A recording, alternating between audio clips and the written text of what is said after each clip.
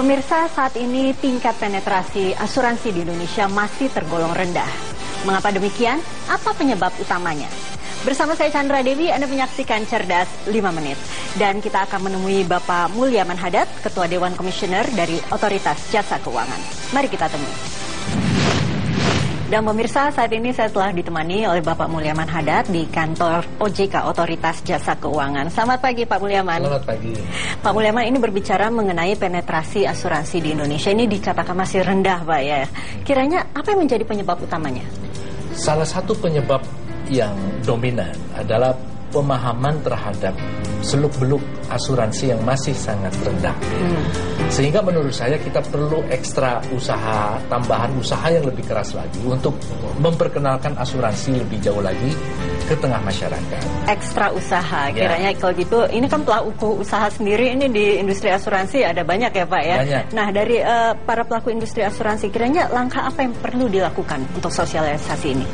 Ya. Jadi ada kewajiban industri, para pelaku bisnis, para perusahaan asuransi untuk lebih giat memperkenalkan asuransi ini kepada masyarakat. Karena tidak hanya sekedar asuransi jiwa, banyak asuransi kerugian dan asuransi umum lainnya yang menurut saya sangat diperlukan oleh masyarakat. Semakin tingginya pendapatan masyarakat, semakin tingginya daya beli masyarakat, semakin perlu masyarakat terhadap jasa asuransi. Mereka yang tadinya belum memiliki rumah, sekarang punya rumah.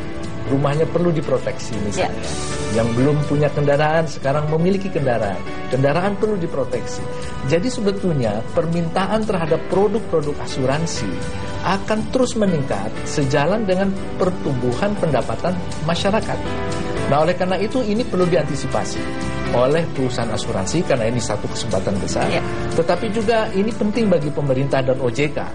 Karena dengan semakin dekatnya akses keuangan, termasuk asuransi, bank, dan lain sebagainya kepada masyarakat, memungkinkan masyarakat menjadi lebih sejahtera. Kalau begitu, kiranya apa dong langkah-langkah dari OJK Pak untuk mendorong penetrasi asuransi ini? Kita bekerja sama dengan perusahaan-perusahaan asuransi untuk melakukan program pendidikan, pelatihan. Dan juga tentu saja ini penting dari dua sisi. Dari sisi perusahaannya, dari perusahaan asuransi yang menawarkan produknya, kita minta mereka agar menawarkan dan menjelaskan produk-produk asuransi yang sesuai dengan kebutuhan masyarakat. Kemudian dari masyarakatnya kita dorong pemahamannya, pengetahuan keuangannya, terutama pengetahuan berasuransi. Agar dengan demikian nanti mereka akan berjumpa dan saya meyakini penetrasi asuransi di Indonesia akan semakin meningkat. Oke, untuk program-programnya sendiri ini Pak dari OJK, kiranya sasarannya kemana? Apakah untuk mikro atau ke makro ini justru? Kita fokus sekarang pada program asuransi mikro. Asuransi dengan harga yang terjangkau, asuransi yang dibutuhkan oleh masyarakat, apakah asuransi jiwa, asuransi kesehatan, dan lain sebagainya yang saya kira masyarakat bisa membelinya dengan harga yang terjangkau. Oke, ini kan memang karena masyarakat banyak yang masih beranggapan bahwa asuransi ini barangkali masihlah kebutuhan yang tidak urgent ya Pak, tidak penting untuk dilakukan tentunya ini karena takutnya ini klaimnya tidak dibayar. Nah sebetulnya kiranya langkah ke depan dari OJK maupun pelaku industri asuransi yang paling tepat sasaran sehingga masyarakat betul-betul memahami asuransi yang sebenarnya seperti apa? Ya memang ada keperluan untuk menjaga nama baik perusahaan asuransi dan OJK harus mengawasi perusahaan asuransi ini secara baik.